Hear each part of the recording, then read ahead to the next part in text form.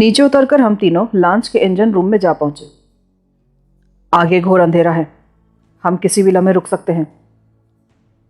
ان میں سے ایک نے ہمیں پرسکون لہجے میں اطلاع دی، اس وقت ہم کہاں ہیں؟ یمن کی سمندری حدود میں، الحدیدہ کے جنوب میں ہماری منزل ہے۔ پہلے تو تم نے سنا کا حوالہ دیا تھا۔ سنا ساحلی شہر نہیں ہے، شاید شہرت کی وجہ سے اس کا نام منہ پر آ گیا ہو، اس نے صاف دلی سے کہا۔ مجھے حیرت تھی کہ ٹیتری نے ہمیں یہ نہیں بتایا تھا کہ ہم لوگ ایتھوپیا کی سمندری حدود کو خیر بات کہہ کر دوسرے ملک کی بحری حدود میں داخل ہو چکے تھے۔ میں احمد کے ساتھ دوبارہ عرشے پر چلا گیا۔ میں نے انجن روم سے دوربین بھی ساتھ لے لی، جبکہ سیتا خوفزدہ لڑکیوں کو تسلی دینے کے لیے کیبن کی طرف چلی گئی تھی۔ دوربین کے ذریعے مجھے سمندر کے سینے پر طویل فاصلوں پر روشنی کے متعدد نقطے نظر آئے، جن کا اس آبی گزرگاہ میں پورا جواز تھا۔ مغرب سے آنے والے جہاز نہر سوئس سے گزرنے کے بعد بحیرہ احمر کی آبی گزرگاہ سے ہوتے ہوئے باب المندب عبور کر کے بحیرہ ہند میں داخل ہوتے تھے، لہٰذا اس علاقے میں جہازوں کی کثیر تعداد کی موجودگی حیران کن نہیں تھی۔ ہم دونوں عرشے پر بیٹھے سگریٹیں پھونک رہے تھے اور اپنے اپنے تفکرات میں گم تھے کہ یکا یک لانچ کی رفتار میں نمایاں کمی کا احساس ہوا اور چند ہی منٹ کے اندر لانچ جھٹکے کھاتی ہوئی رک گئی۔ ہم نیچے اترنے کے لیے اپنی جگہ سے اٹھے ہی تھے کہ لانچ چلانے والے دونوں افراد میں سے ایک اوپر آن پہنچا۔ لانچ دلدل میں پھنس گئی ہے، اس کا آگے بڑھنا یا پیچھے ہٹانا ناممکن ہے۔ ہم ساحل سے کتنی دور ہوں گے؟ زیادہ سے زیادہ 4-5 میل۔ سمندری بہاؤ کی وجہ سے یمن کی بیشتر ساحلی پٹی 4-5 میل تک جہاز رانی کے لیے ناکارہ ہے، کیونکہ یہاں ریت بہت تیزی سے جمع ہوتی ہے۔ تمہیں یقین ہے کہ ہم سمندر کے وسط میں کسی ریتیلے جزیرے پر نہیں جا سکتے؟ اس پورے علاقے سے ہم واقف ہیں اچھی طرح، اس نے انکسار آمیز لہجے میں کہا۔ طویل مشورے کے بعد لانچ کا انجن بند کر دیا گیا اور سب لوگ عرشے پر سمٹ آئے۔ اس وقت لانچ پر کل 11 نفوس موجود تھے، جبکہ عرشے پر صرف ایک لائف بوٹ موجود تھی، جس میں بیک وقت صرف 4 افراد کی گنجائش تھی۔ 5ویں فرد کو سوار کرنے کی صورت میں بوٹ کسی بھی تیز لہر کے سامنے الٹ سکتی تھی۔ بوٹ کو سمندر میں ڈالنے کے بعد سب سے پہلے سیتا کو رسے کی سیڑھی کی مدد سے نیچے اتارا گیا۔ پھر بدقت تمام 2 لڑکیاں کانپتی لرزتی نیچے پہنچی اور لانچ کا ایک ملہ لائف بوٹ کو تاریکی میں ساحل کی طرف لے گیا۔ انہیں مقدر کے حوالے کر کے بقیہ لوگ عرشے پر ہی بیٹھ گئے۔ میں نے اس مہلت سے فائدہ اٹھا کر ملہ کے ساتھ نیچے کا چکر لگایا اور 2 تھیلوں میں خوردنوش کا سامان بھر کر اوپر لے آیا، تاکہ صحرا میں بھٹکنے کی صورت میں بھوک اور پیاس کا مداوع ہو سکے۔ لائف بوٹ کم و بیش 40 منٹ میں لوٹ آئی۔ ساحل خلاف توقع بہت قریب تھا۔ اس بار بھی 3 لڑکیاں روانہ کر دی گئیں۔ تیسرے چکر میں میرے اور احمد کے ساتھ لوسی تھی۔ اب صرف دوسرا ملہ عرشے پر اکیلا رہ گیا تھا۔ ہم اپنا راستہ کسی اور طرف تلاش کریں گے۔ ہمیں ساحل پر اتارنے کے بعد لائف بوٹ میں سوار ملہ نے کہا، میں اپنے ساتھی کو لے کر کسی بھی طرف نکل جاؤں گا۔ تم ہمارے ساتھ کیوں نہیں رہتے؟ احمد نے پوچھا۔ اتنی بھیڑ کا نگاہوں سے بچنا محال ہوگا۔ سمندر تک ہم نے تمہارا ساتھ دیا، اب ہمارے راستے جدا ہوں گے۔ لانچ پر رقم وغیرہ بھی ہے؟ ہاں، میرا ساتھی اس پر قابض ہو چکا ہوگا، اسی کے سہارے ہم مسترین اپنی زندگی کا آغاز کر سکیں گے۔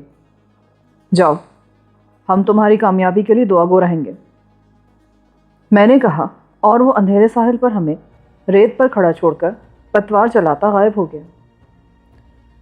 تعداد کے اعتبار سے ہماری نفری خاصی بھاری تھی، لیکن اس پوری بھیڑ کی سلامتی میرے اور احمد کے سر تھی۔ ہم دونوں کے علاوہ سیتا بھی پوری طرح مسلح تھی اور ہم لوگوں میں بدترین حالات کا سامنا کرنے کی صلاحیت بھی موجود تھی، مگر یہ فیصلہ کرنے میں دشواری ہو رہی تھی کہ سفر کا آغاز کس سمت میں کیا جائے۔ مگر اس سوچ بچار میں زیادہ وقت ضائع نہیں کیا جا سکتا تھا۔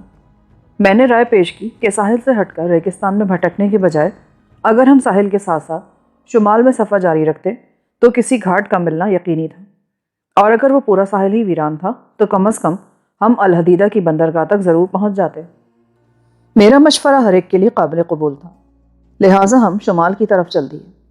احمد زخمی تھا مگر اس کا حوصلہ بلند تھا، اسی کے ساتھ سیتا بھی ہر صورتحال کے لیے پوری طرح تیار تھی، مگر مغرب کے پرآسائش ماحول کی پروردہ ان 6 لڑکیوں کے لیے نرم ریت میں پیدل چلنا ایک عذاب سے کم نہیں تھا۔ رات کا پرہول اندھیرا، سرد ہواؤں کے تھپیڑے اور سمندر کی موجوں کی آسیبی سسکیاں ان کے اعصاب کو منتشر کر رہی تھیں۔ چلتے چلتے احمد نے میرا ہاتھ دبایا اور قدر تیز رفتاری سے ان لڑکیوں سے کافی آگے نکل گیا۔ میں نے بھی اس کی تقلید کی۔ سیتا کو پیچھے چھوڑ کر میں احمد کے پاس پہنچ گیا۔ میں اس وقت شدید الجھن میں مبتلا ہوں، اس نے قدر توقف کے بعد دھیمے لہجے میں کہا۔ ان حالات میں تو ہر ایک الجھن کا شکار ہے۔ تمہارے ساتھ کوئی خاص معاملہ درپیش ہے کیا؟ یہ 6 لڑکیاں مجھے اب بوجھ محسوس ہو رہی ہیں۔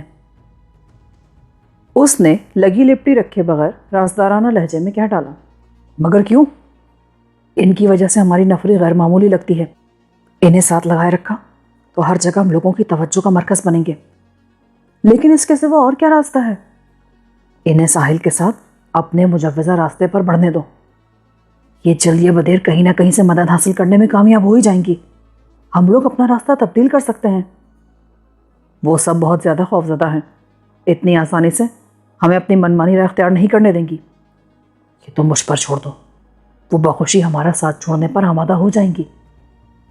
کوشش کر لینے میں کوئی حرج نہیں ہے، میں نے اپنے لیے سگریٹ سلگاتے ہوئے لاپرواہی سے کہا۔ چند لمحوں کے بعد احمد نے پورے قافلے کو روک لیا۔ تم لوگوں کو بردہ فروشوں کے شکنجے سے پوری طرح آزادی مل چکی ہے اور اس وقت تم یمن کی سرزمین پر ہو۔ احمد نے انگریزی میں رک رک کر کہنا شروع کیا۔ پہلی آبادی میں پہنچتے ہی تم مقامیوں کی ہمدردی کے ساتھ ہر قسم کی مدد حاصل کر سکو گی۔ تمہیں اس راہ پر ڈال دینے کے بعد ہماری ذمہ داریاں ختم ہو جاتی ہیں۔ تم کہاں جا رہے ہو؟ جرمن لہجے میں ایک ہراساں نسوانی آواز ابھری۔ ہمارا راستہ مختلف ہے، ہمارے ساتھ رہ کر تم سب گھاٹے میں رہو گی۔ ہم نے تمہاری مدد ضرور کی ہے، لیکن ہم قانونی الجھنوں میں پڑ کر اپنا وقت برباد نہیں کرنا چاہتے۔ ہمارے لیے اپنی کارروائیوں کا جواز پیش کرنا دشوار ہو جائے گا۔ تم ہمیں موت کے منہ میں دھکیلنا چاہتے ہو؟ اس سنسان ماحول میں ہم عورتیں کیا کر سکیں گی؟ ایک اور لڑکی کی خوفزدہ آواز ابھری۔ اس ساحل پر تنہائی کے سوا کوئی خطرہ نہیں، اور تم لوگ تعداد میں 6 ہو، تمہارے لیے کوئی مشکل پیش نہیں آئے گی۔ اگر تمہارا یہی ارادہ تھا تو ہمیں ساحل پر کیوں اتارا تھا؟ اب تک ہم نے ہر قدم تمہاری بہتری کے لیے اٹھایا ہے۔ احمد کا لہجہ سخت ہو گیا، اور آخری فیصلہ بھی اسی سمت میں قدم ہے۔ تم سب غیر ملکی ہو، تمہارے ساتھ مقامی قانون کا رویہ ہمدردانہ ہوگا، لیکن ہماری موجودگی صورتحال بدل دے گی۔ میرے اندازے کے عین مطابق احمد کا فیصلہ ان میں سے کسی کو بھی آسانی سے قابل قبول نہیں تھا، لیکن طویل بحث کے بعد احمد ان کو قائل کرنے میں کامیاب ہو ہی گیا۔ لوسی نے چلتے چلتے کسی ہتھیار کا مطالبہ کیا، جسے احمد نے ٹھکرا دیا۔ البتہ خوردونوش کے سامان سے بھرا ہوا ایک تھیلا ان کے حوالے کر دیا۔ سیتا کے بارے میں ان سب کا رویہ حیرتناک حد تک دوستانہ تھا۔ سب لڑکیوں نے پرجوش انداز میں اسے الوداع کہا، اور 6 مختلف النسل لڑکیوں کا وہ پامال قافلہ اپنے مقدر کی تلاش میں اندھیرے راستے پر ساحل کے کنارے بڑھتا چلا گیا۔ جب رات کے آخری پہر کی تاریکی نے ان کے موہوم ہیولے اپنے جبڑوں میں نگل لیے تو پہلی بار سیتا نے زبان کھولی۔ اب ہماری راہ کون سی ہوگی؟ اس طرف۔ احمد نے داہنی طرف اشارہ کیا۔ ادھر تو شاید ریت کا صحرا ہی صحرا ہے۔ یمن غریب ملک ہے، یہاں کا صحرا ویران نہیں ہے۔ ہر 10-5 میل کے بعد کوئی نہ کوئی قصبہ آباد ہے۔ مگر یہ قصبے ہمارے کس کام آئیں گے؟ فوری طور پر ہمیں کسی پناہ گاہ کی ضرورت ہے۔ میرا خیال ہے پناہ سے زیادہ تیز تر پیش قدمی ہمارے حق میں مفید رہے گی۔ ہمیں فوری طور پر یمن سے نکلنا چاہیے۔ یمن سے تم کدھر جاؤ گے؟ احمد نے پوچھا۔ ہندوستان یا پاکستان؟ مگر مجھے ایتھوپیا واپس پہنچنا ہے، وہاں میری بیوی اور 2 بچے ہر آہٹ پر کان لگائے میرے منتظر ہوں گے۔ پہلے تمہاری روانگی ضروری ہے، میرے لیے اتنا ہی کافی ہے کہ اس بار میں نے سیتا کو حاصل کر لیا۔ میں نے داہنی طرف بڑھتے ہوئے کہا۔ وہ خاموش ہو گیا اور ہم تینوں اندھیرے میں آگے بڑھنے لگے۔ اندھیرے میں ہمارا سفر جاری رہا، پھر رات کا طلسم غیر محسوس انداز میں بکھرنے لگا۔ پہلے آسمان کے مشرقی گوشوں پر سفیدی نمودار ہوئی، پھر سورج کی بنفشی کرنوں کی روشنی میں صحرا کی ریت سونے کی طرح جگمگانے لگی۔ چلتے چلتے ہم نے تھیلے میں سے اپنی شکم پوری کا کچھ اسباب فراہم کیا، اور پھر احمد یک دم پرجوش انداز میں چیخ پڑا۔ وہ آنکھوں پر دوربین جمائے مشرق کی طرف نگراں تھا۔ ہم کسی بستی کے قریب پہنچ گئے ہیں، بس 1-8 گھنٹے کی مسافت معلوم ہوتی ہے۔ ہم دونوں نے اس سے دوربین لے کر باری باری اس سمت کا جائزہ لیا۔ ادھر واقعی کوئی بستی موجود تھی، جہاں مختصر مکانوں کے درمیان کسی مسجد کا بلند مینار نمایاں تھا۔ ہم تینوں کی رفتار میں تیزی آ گئی۔ صحرا کی وسعت میں فاصلوں کا قیاس عموماً غلط ثابت ہوتا ہے، لیکن ہم لوگ ٹھیک 1 گھنٹے بعد اس آبادی کے اتنے قریب پہنچ گئے تھے کہ مکانوں سے باہر کھیلتے ہوئے بچے شور مچاتے ہوئے ہماری طرف بڑھائے۔ یہ کون سی بستی ہے؟ احمد نے ایک نسبتاً بڑی عمر کے بچے سے سوال کیا۔ برکہ۔ اسی وقت بچوں کا شور سن کر ایک موٹا اور پستہ قامت شخص اپنا خاکی لبادہ پنڈلیوں سے اوپر اٹھائے سامنے آ گیا۔ اس کے سر پر کپڑے کی گول ٹوپی جمی تھی اور وہ دور ہی سے بچوں پر برس رہا تھا۔ اس کی ڈانٹ پھٹکار بچوں کے لیے خاصی مؤثر ثابت ہوئی اور وہ ہمارے قریب پہنچ گیا۔ اہلین، اہلین، اس نے دونوں ہاتھ اپنے سر کے قریب لہراتے ہوئے پرتپاک لہجے میں کہا۔ پھر اچانک ہی خاموش ہو گیا۔ اس کا سارا جوش کافور ہو گیا تھا اور نگاہوں میں خوف امنڈ آیا تھا۔ اس کی حالت میں تغیر کا سبب مجھ پر فوراً ہی عیاں ہو گیا، کیونکہ وہ باری باری ہمارے اسلحے کو تکے جا رہا تھا۔ ڈرنے کی ضرورت نہیں ہے، ہم شریف لوگ ہیں، تمہیں کوئی نقصان نہیں پہنچائیں گے۔ میں نے آگے بڑھ کر اس کے شانے پر ہاتھ رکھتے ہوئے نرمی سے کہا۔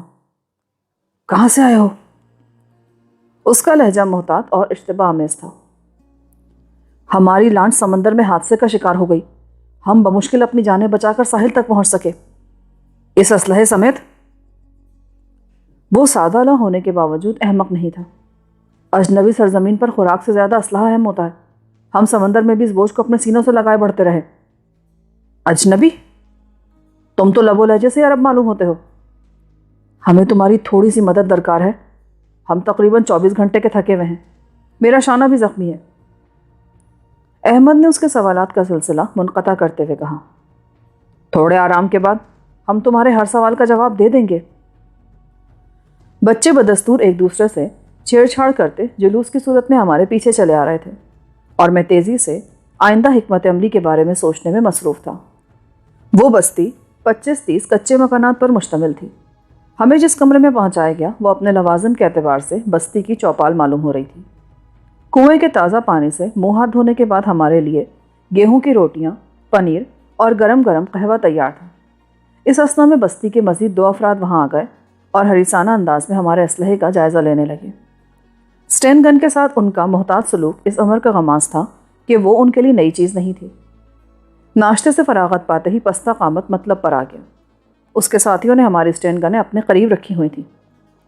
ہم سنا پہنچنا چاہتے ہیں، ہم وہاں اپنے تمام مسائل حل کر لیں گے۔ اس کے سوال کے جواب میں احمد نے کہا۔ اور اگر ہم تمہیں پولیس کی تحویل میں دے دیں تو؟ اس شخص نے مکرانہ لہجے میں پوچھا اور میں نے فوراً بھانپ لیا کہ ان کا ایسا کوئی ارادہ نہیں تھا، بلکہ وہ یہ اندازہ لگانا چاہتا تھا کہ پولیس کے نام سے دھمکا کر وہ کہاں تک ہم سے فائدہ اٹھا سکتا ہے۔ یہ بہتر ہوگا۔ میں احمد سے پہلے بول پڑا اور وہ میرا منہ تکتا رہ گیا۔ کیا اس بستی میں پولیس چوکی بھی ہے؟ قریب ترین چوکی 7 میل دور ہے، وہاں بھی کسی کو بھیجنا ہی پڑے گا، اور وہ لوگ تمہارے ساتھ شاید بہتر سلوک بھی نہ کریں۔ وہ سٹپٹا کر بولا۔ وہ کیوں؟ اسلحہ، جنوبی یمن سے اکثر مسلح تخریب کار اس طرف آتے رہتے ہیں، تم پر پہلا شبہ یہی ہوگا۔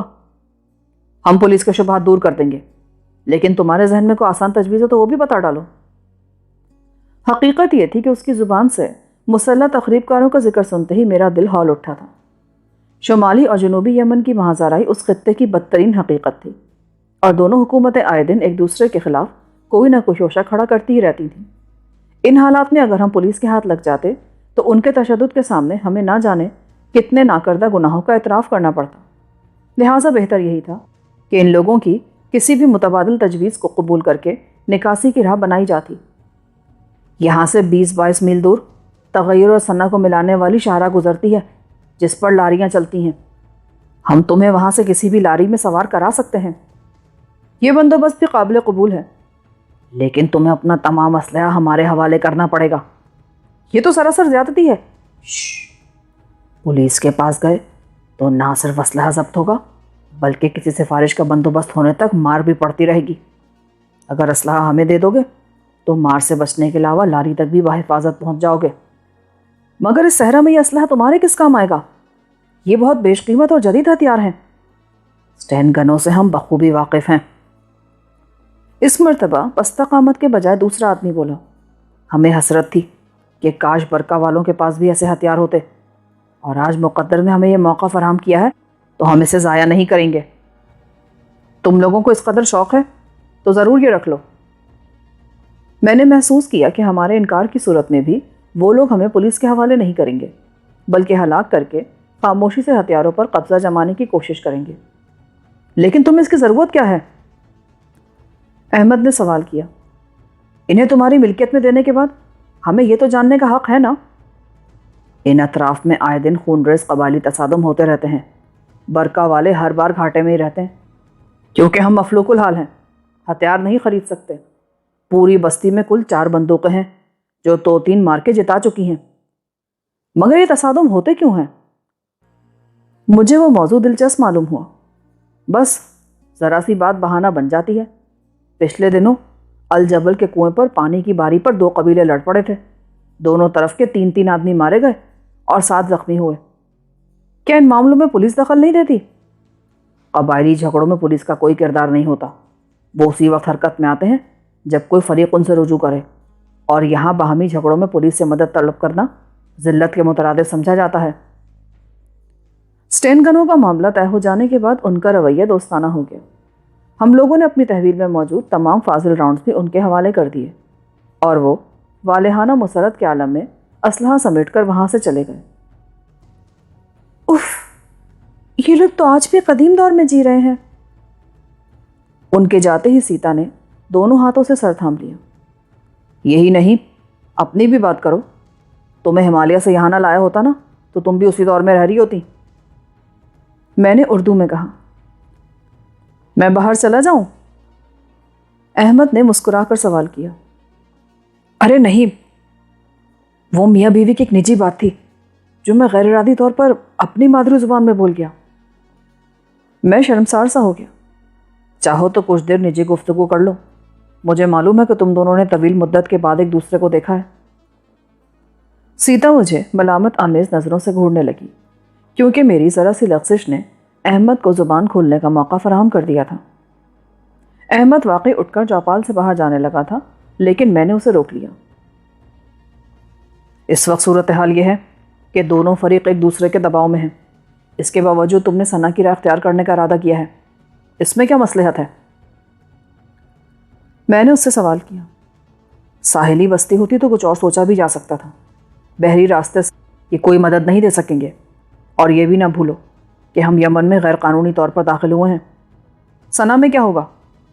وہاں PLO کا باقاعدہ دفتر ہے، ان تک پہنچنے کی دیر ہے، پھر وہی لوگ ہماری نکاسی کی راہ تلاش کریں گے۔ تم وہاں کسی سے واقف ہو؟ نہیں، لیکن کوئی نہ کوئی راہ مل ہی جائے گی۔ تھوڑی دیر بعد پستہ قامت 2 تنومند اونٹوں کے ہمراہ وہاں آن پہنچا۔ اس کے ساتھ اسلحہ لے جانے والوں میں سے ایک نوجوان بھی تھا۔ نبیل تمہیں ثنا جانے والی لاری میں سوار کرا دے گا، پستہ قامت نے اونٹوں کو چوپال کے سامنے بٹھاتے ہوئے کہا۔ نبیل پیچھے کے ایک اونٹ پر سوار ہو گیا۔ سیتا کو میں نے اپنے ساتھ بٹھا لیا۔ پستہ قامت نے مجھے نکیل کے اشاروں کے بارے میں چند نکات ذہن نشین کرائے، اور ہمارا 4 نفری قافلہ وہاں سے روانہ ہو گیا۔ بستی سے باہر نکلتے ہی اونٹوں کی رفتار بڑھا دی گئی۔ کھلے صحرا میں آتے ہی نبیل نے مست ہو کر ایک نغمہ چھیڑ دیا۔ اونٹوں کے گلے میں جھولتی ہوئی گھنٹیوں کا ترنم اس کی آواز کا ساتھ دیتا محسوس ہو رہا تھا۔ کس قدر عجیب زندگی ہے یہ، سیتا میرے کان کے قریب بولی۔ بے حد کٹھن اور پرخطر۔ میں تمہاری کہانی سننا چاہتی ہوں۔ میں نے ہر طرف تمہاری جرأت اور بے خوفی کی کہانیاں سنی ہیں۔ فرصت ملنے دو، پھر ہم ایک دوسرے کو اپنی کہانیاں سناتے رہیں گے۔ وہ انگوٹھی ہے نا تمہارے پاس؟ کون سی انگوٹھی؟ وہی جو میری ماں نے تمہیں نشانی کے طور پر دی تھی، جس میں پارس پتھر کا نک جڑا ہوا تھا۔ تمہیں یاد نہیں کہ اس کی وجہ سے لوگ ہمارے لہو کے پیاسے ہو گئے تھے، اور میں نے نک نکال کر انگوٹھی ضائع کر دی تھی؟ تو وہ نک تو تمہارے پاس ہے نا؟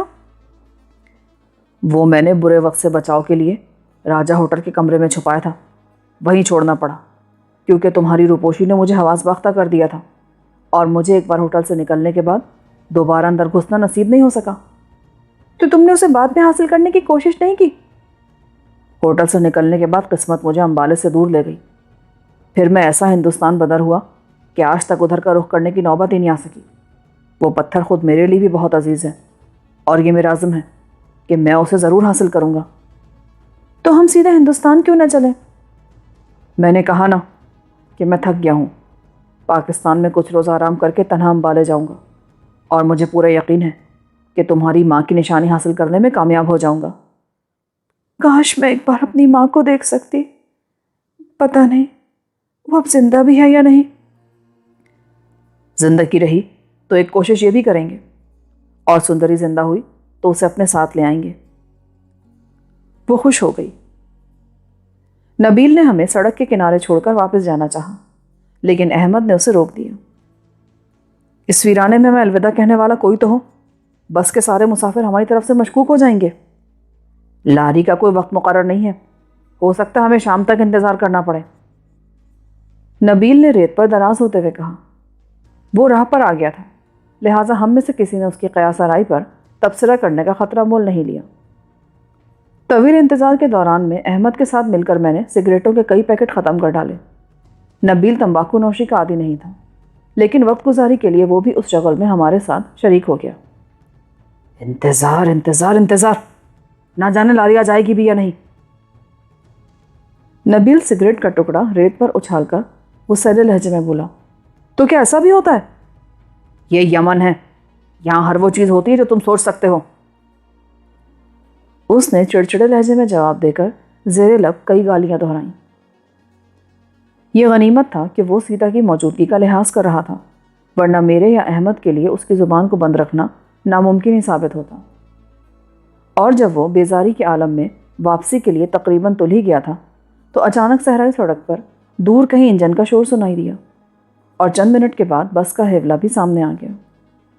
میرے لیے حیرت کی بات یہ تھی کہ ہم نے اس سڑک پر کئی گھنٹے گزارے تھے، مگر اس دوران میں وہاں سے کوئی بھی سواری نہیں گزری تھی۔ نبیل نے جلدی سے دونوں اونٹوں کو ہانک کر سڑک کے وسط میں کھڑا کر دیا اور خود بےتابی سے ہاتھ لہرانے لگا، حالانکہ اس وقت بس ہم سے 1 میل سے بھی زیادہ دور تھی۔ اونٹوں کو سڑک پر کیوں لے آئے؟ ایسا نہ ہو انجن کے شور سے یہ بھڑک جائیں۔ اسے کھلا راستہ مل گیا تو یہ بھی ممکن ہے کہ وہ بغیر رکے سیدھا نکل جائے، اور تم لوگ کل تک یہیں کھڑے سوکھتے رہو۔ یہ سرکاری لاریاں ہیں، مسافر کم ہو یا زیادہ انہیں تنخواہیں پوری ملتی ہیں۔ بس نہ روکنے کی کوئی وجہ بھی تو ہوتی ہوگی۔ سب سے بڑی وجہ ان کی مرضی ہوتی ہے۔ لاری کو روکنے اور دوبارہ اصل رفتار پر لانے میں ان کے کئی منٹ خراب ہوتے ہیں، جو وہ کبھی کبھار بچا بھی لیتے ہیں۔ لاری والے نے دور ہی سے 2-3 مرتبہ ہیڈ لائٹس روشن کر کے بجھائیں، لیکن نبیل نے سڑک پر ذرا بھی جگہ نہیں چھوڑی، اور آخر کار بس اونٹوں سے چند فٹ دور رک گئی۔ ذلیل کمینے، گدھے، یہ سڑک تیرے باپ کی خریدی ہوئی ہے؟ بس رکتے ہی ڈرائیور کھڑکی سے سر نکال کر نبیل پر برس پڑا۔ جواب میں نبیل بھی دھاڑتا ہوا اس کی طرف لپکا۔ ہم تینوں کے لیے اس جھگڑے میں الجھنا بے سود تھا، لہٰذا ہم پھرتی سے بس میں سوار ہو گئے۔ اندر پہنچنے پر انکشاف ہوا کہ بس پوری طرح بھری ہوئی تھی، اور اگر نبیل سڑک بند نہ کرتا تو شاید ہمیں اگلے روز کا انتظار کرنا پڑتا۔ ہم تینوں سیٹوں کے درمیان کھڑے ہو گئے۔ ڈرائیور اپنی سیٹ پر جمع ہوا بری طرح برس رہا تھا۔ باہر نبیل بھی جھاگ اڑا رہا تھا، مگر آخری کامیابی ڈرائیور کے ہاتھ ہی رہی۔ اس نے گیئر ڈال کر بس کو چلاتے ہی ایک فحش گالی بک کر پھرتی سے باہر کھڑے ہوئے نبیل کے منہ پر تھوکا اور ماہرانہ انداز میں بس کی رفتار تیز کر دی۔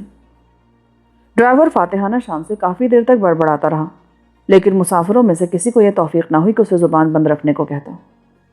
میں نے بڑی مشکل سے اپنا غصہ ضبط کیا۔ چند میل کے بعد ایک سیٹ خالی ہوئی اور میں نے احمد کو بٹھا دیا۔ اس کے زخمی شانے اس وقت تھوڑے آرام کی شدید ضرورت تھی۔ راستے میں مسافروں کو اتارتی چڑھاتی وہ بس 7 بجے سنا کی حدود میں داخل ہو گئی، جہاں ویران صحرا کے مقابلے میں زندگی بھرپور انداز میں رقصہ تھی۔ بس کا آخری سٹاپ سنا کے وسط میں تھا۔ ہم تینوں دھڑکتے دلوں کے ساتھ بس سے نیچے آ گئے۔ تم یہاں کبھی پہلے آئے ہو؟ وہ اہم سوال مجھے بہت دیر سے یاد آیا، اور احمد نے نفی میں سر ہلا دیا۔ پھر اب کدھر جانا ہے؟ کسی اچھے ہوٹل میں چلو، میں ٹیلی فون ڈائریکٹری دیکھوں گا۔ اس نے جواب دیا، اور میری نگاہیں اچھے ہوٹل کی تلاش میں بھٹکنے لگیں۔ اس علاقے میں چھوٹے موٹے ہوٹلوں اور قہوہ خانوں کی کثرت تھی، اور انہی کے درمیان الحمرا نامی ہوٹل کا نام روشن حروف میں چمک رہا تھا۔ ہم تینوں بلا تعمل اس میں بڑھتے چلے گئے۔ اندر داخل ہونے پر اندازہ ہوا کہ وہ خاصے قرینے کا ہوٹل تھا اور اس میں سیاحوں جیسا لاؤبالی انداز لوگوں کی توجہ اپنی طرف مبذول کرانے کا سبب بھی بن سکتا تھا۔ لہٰذا سیتا کے ہاتھ میں موجود تھیلا میں نے کاؤنٹر پر جمع کرا کر ٹوکن حاصل کر لیا۔ اس میں شراب کی 2 بوتلیں بھی تھیں اور یمن میں شراب نوشی قانوناً ممنوع ہے، احمد نے سرگوشیانہ لہجے میں مجھے یاد دلایا۔ ہمیں امید کرنی چاہیے کہ کاؤنٹر والی لڑکی تھیلے کی تلاشی نہیں لے گی۔ پھر ہم الحمرا کے وسیع ہال میں جا بیٹھے جو ابھی زیادہ آباد نہیں ہوا تھا، لیکن آراستہ ہال میں آرکیسٹرا پر دھیمے سروں میں موسیقی گونج رہی تھی۔ ایک میز کا انتخاب کر کے احمد واپس چلا گیا۔ وہ وقت ضائع کیے بغیر فلسطینی تنظیم کے کسی ذمہ دار فرد سے رابطہ قائم کرنے کے لیے بے چین تھا۔ اس کی واپسی خاصی دیر میں ہوئی۔ مایوس نظر آ رہے ہو؟ دفاتر بند ہو چکے ہیں۔ ایک اقامتی نمبر پر رابطہ قائم کیا تھا، میں بڑی مشکل سے اسے ملاقات پر آمادہ کر سکا۔ کوئی حوالہ کام نہیں آیا؟ تمہارا نام سن کر وہ یہاں آنے پر تیار ہوا، ورنہ کچھ کہنے سننے کو تیار نہیں تھا۔ شاید یہاں کے حساس سیاسی ماحول کے باعث وہ لوگ زیادہ ہی محتاط رہتے ہیں۔ وہ ہمیں پہچانے گا کیسے؟ ہماری میز کا نمبر 15 ہے، وہ سیدھا ادھر ہی آئے گا۔ سفر کی کوفت کے بعد ہال میں پھیلی ہوئی خوشبو ہمارے لیے اشتہا انگیز ثابت ہو رہی تھی، لہٰذا ہم نے کھانے کے کچھ لوازم منگوا لیے۔ کھانے کے بعد قہوے کا دور چلا بھی اور ختم بھی ہو گیا، لیکن وہ شخص نہ آیا جس کا ہمیں انتظار تھا۔ احمد کو تشویش لاحق ہو گئی۔ اس نے دوبارہ جا کر کال کی تو ادھر سے کوئی جواب نہ مل سکا۔ نا امیدی اور جھلاہٹ میں 8:30 بجے ہم نے بل ادا کر کے اپنی سیٹیں چھوڑ دیں۔ بل کی ادائیگی میں ایتھوپیا کی کرنسی بلا تعمل قبول کر لی گئی تھی۔ ہال سے نکل کر ہم تینوں استقبالیہ برآمدے میں پہنچے تو سیتا ٹوکن دے کر تھیلا وصول کرنے کے لیے کاؤنٹر کی طرف چلی گئی اور اسی لمحے ایک ستون کے سہارے کھڑا ہوا ایک نوجوان تیزی سے ہماری طرف لپکا۔ تم لوگ ایتھوپیا سے آئے ہو؟ قریب آ کر اس نے سرگوشیانہ لہجے میں سوال کیا۔ احمد نے اپنا سر اس بات میں ہلا دیا۔ یوسف کسی محفوظ مقام پر تمہارا منتظر ہے، وہاں تک تم ہماری رہنمائی کرو گے؟ باہر میری کار موجود ہے۔ یہ کہہ کر وہ نکاسی کے راستے کی طرف مڑ گیا۔ اسی اثنا میں سیتا بھی واپس آ گئی اور ہم تینوں اس کے پیچھے ہو لیے۔ اس کی سرخ کشادہ کار میں بیٹھ کر میں نے یمن کی سرزمین پر پہلی بار تحفظ محسوس کیا۔ احمد اگلی سیٹ پر تھا جبکہ سیتا میرے ساتھ پیچھے بیٹھی تھی۔ تم میں صفدر علی کون ہے؟ پیچھے والی سیٹ پر۔ میں تو ایتھوپیا سے ان کے ساتھ آیا ہوں۔ اور یہ خاتون؟ سیتا۔ اوہ! اس کی گردن غیر ارادی طور پر پیچھے گھوم گئی اور اگر اگلے ہی لمحے وہ سامنے متوجہ نہ ہوتا تو اس کی کار یقیناً کہیں جا ٹکرائی ہوتی۔ میں یوسف کا ماتحت ہوں۔ اسے شبہ ہوا تھا کہ کہیں کوئی اسے پھنسانے کے چکر میں نہ ہو، لیکن الحمرا پہنچنے میں تمہیں خاصی تاخیر ہو گئی۔ میں تو کافی دیر سے وہاں موجود تھا اور شیشے کے دروازے سے تمہاری نگرانی کر رہا تھا، لیکن معاملہ بھی طے نہیں ہوا۔ یوسف کسی بھی گفتگو سے پہلے تم لوگوں کی شناخت چاہے گا۔ ہم بڑی بے سر و سامانی کے عالم میں ایتھوپیا سے نکلے ہیں۔ یوسف کو اپنے ذرائع سے ہمارے بیان کی تصدیق کرنی ہوگی۔ صفدر اور سیتا کے نام سے تو کسی حد تک میں بھی واقف ہوں، مگر یہ ہماری بدقسمتی ہے کہ آج تک ہم نے تم لوگوں کی کوئی تصویر نہیں دیکھی۔ تصدیق کے باعث معاملہ کچھ دیر کے لیے التوا میں چلا جائے گا۔ محفوظ ٹھکانہ مل جائے تو تاخیر کی فکر نہیں ہوگی۔ یہ طریقہ کار میرے لیے نیا نہیں ہے اور نہ میں تمہیں قصوروار گردانتا ہوں، احمد نے کہا۔